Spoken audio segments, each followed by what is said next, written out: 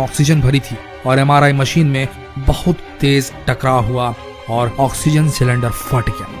उससे liquid oxygen बहने लगी जो राजेश के शरीर के अंदर चली गई। उसे तुरंत इमरजेंसी रूम में ले जाया गया, लेकिन 10 मिनट बाद उसकी मृत्यु हो गई। इस घटना के बाद लापरवाही के लिए उस हॉस्पिटल पर केसेस हुए और मुआवजा दिया गया। एमआरआई का हादसा नंबर 4, एमआरआई और बंदूकें।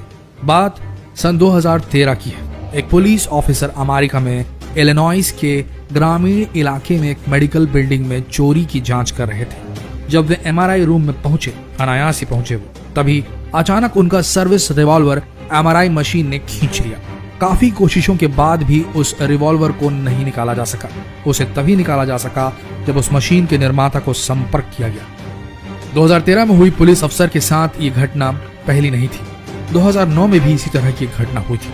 एक अफसर अपनी मां से मिलने के लिए एमआरआई रूम गए थे, तभी उनकी रिवॉल्वर भी एमआरआई मशीन द्वारा खींच ली गई थी। इस घटना में उनका हाथ भी फंस गया था, लेकिन वो किसी तरह अपने हाथ को निकाल पाए थे, लेकिन उनका हथियार कई घंटों तक वहीं फंसा रह गया था।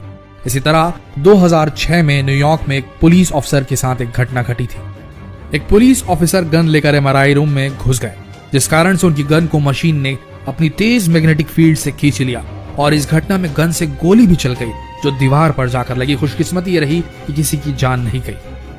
एमआरआई का हादसा नंबर 3, डेन महोनी। डेन महोनी एक 79 साल के बुजुर्ग थे जो न्यूयॉर्क मेडफोर्ड के रेडियोलॉजी सेंटर में बुरी तरह से घायल हो गए थे। डेन महोनी के बेटे के अनुसार वहां के लोगों ने बताया था कि एमआरआई रूम में मेटल की वस्तुएं ले जाना बहुत खतरनाक है, लेकिन किसी ने भी डेन महोनी के मेटल वॉकर को, वो वॉकर लेकर चलते थे, उसे रूम के बाहर रखने के लिए कहा ही नहीं। सब ने डेन महोनी के उस वॉकर को नजरअंदाज कर दिया, भूल गए, लापरवाही कर दी। फिर क्या था, जैसे ही महोनी एमआरआई रूम में प्रवेश करते हैं, उनका मेटल वॉकर सीधा छूटकर मिसाइल बन जाता है और मशीन में जा चला जाता है और वो बुरी तरीके से गिर जाते हैं, जिस कारण से उनके सिर पर बहुत गंभीर चोट आती है। 2 दिन बाद उन्हें दिल का दौरा पड़ता है और ठीक 2 महीने बाद उनकी मृत्यु हो जाती है। बाद में महोनी के परिवार को उस हॉस्पिटल द्वारा मुआवजा दिया जाता है।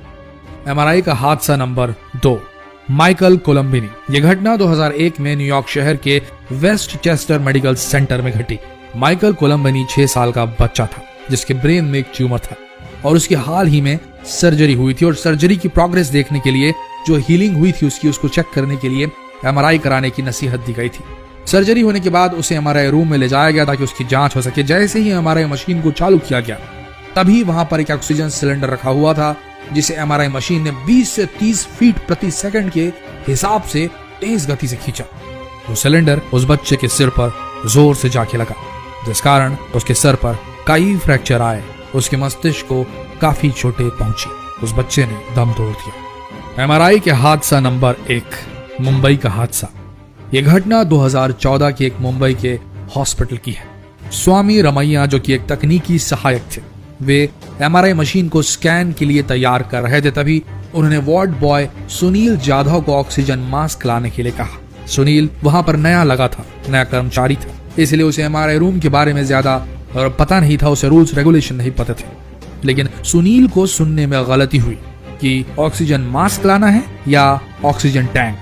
वो भूल गया और उसने 4 फुट का ऑक्सीजन टैंक एमआरआई रूम में घुसा दिया। जैसे ही सुनील मशीन के पास गया, मशीन ने पूरी ताकत के साथ उस सिलेंडर को अपनी ओर खींच लिया, जिस कारण से सुनील और रमैया एमआरआई मशीन और सिलेंडर के बीच बुरी तरीके से फंस गए। ये दोनों उस मशीन में 4 घंटे तक फंसे रहे, क्योंकि उस मशीन का इमरजेंसी स्टॉप बटन काम नहीं कर रहा था। इस घटना में जाधव के कंधे फ्रैक्चर हुए और रमैया की किडनी डैमेज हो गई और इंटरनल ब्लीडिंग शुरू हो गई। वहां के लोगों ने बताया कि उस सिलेंडर को निकालने के लिए रस्सियों का सहारा भी लिया गया, लेकिन जब तक उस मशीन के टेक्नीशियन नहीं आए तब तक उसे निकाला नहीं जा सका। बाद में उन दोनों का इलाज उसी अस्पताल में हुआ और उन्हें मुआवजा भी दिया गया। तो दोस्तों, अगली बार अगर आप हॉस्पिटल जाएं और एमआरआई कराने वाले हों तो इस बात का खास ख्याल रखें कि कोई भी मेटल की चीज लेकर ना जाएं। आपके शरीर में कोई भी मेटल इम्प्लांट नहीं होना चाहिए। एमआरआई सेफ मटेरियल से जो इम्प्लांट होंगे वही सेफ रहेंगे, अन्यथा नहीं। इस बात का खास ख्याल रखें। जितना हो सके इस वीडियो को शेयर करें, फेसबुक पर शेयर करें, व्हाट्सएप पर शेयर करें। न जाने कब आपको एमआरआई की जरूरत पड़ जाए। तो मिलते हैं अगले वीडियो में, तब तक के लिए बने रहिए हमारे इस दिलचस्प पेज के साथ, जिसमें आने वाले दिनों में कुछ बहुत ही रोचक वीडियोस डलने वाले हैं। तो अभी फॉलो कीजिए इस पेज को। धन्यवाद।